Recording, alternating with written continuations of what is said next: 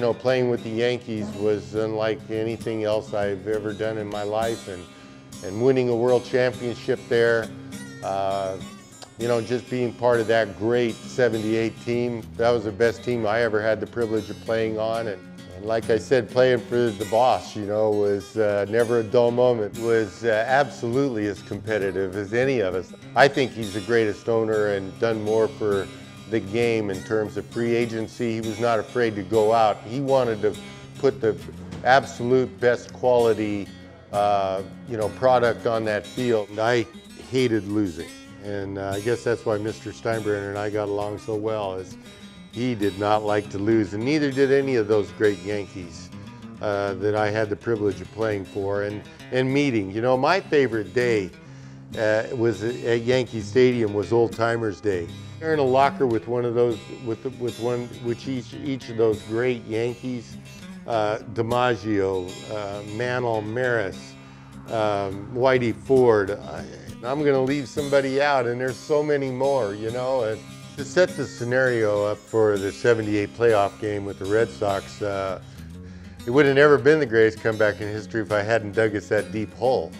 Because when I joined the Yankees, I had put so much pressure on myself, putting on the pinstripes, and you know, I proceeded to stink the joint up, and you know, I had just reached rock bottom. I had lost a ball game every way conceivable, and finally worked my way out of that. And then we ended up catching the Red Sox to set the stage for probably the greatest game, I think. I don't think there's ever been a bigger game or a better game.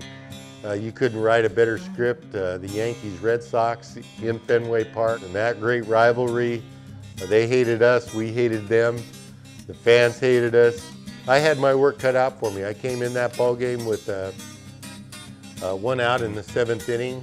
I was on the mound. I had a couple runners on, 2 outs, and thinking, you know, this is it. And I had gone to bed the night before thinking, you know, that I'll be facing Yaz for the final out, Yastrzemski. And sure enough, I got to that point, and Yaz came to the plate, and I had a conversation. I started asking questions and answering them on the mound with this conversation just with myself. And I said, one of the statements I made was, you know, why are you so nervous? You know, why are you so nervous?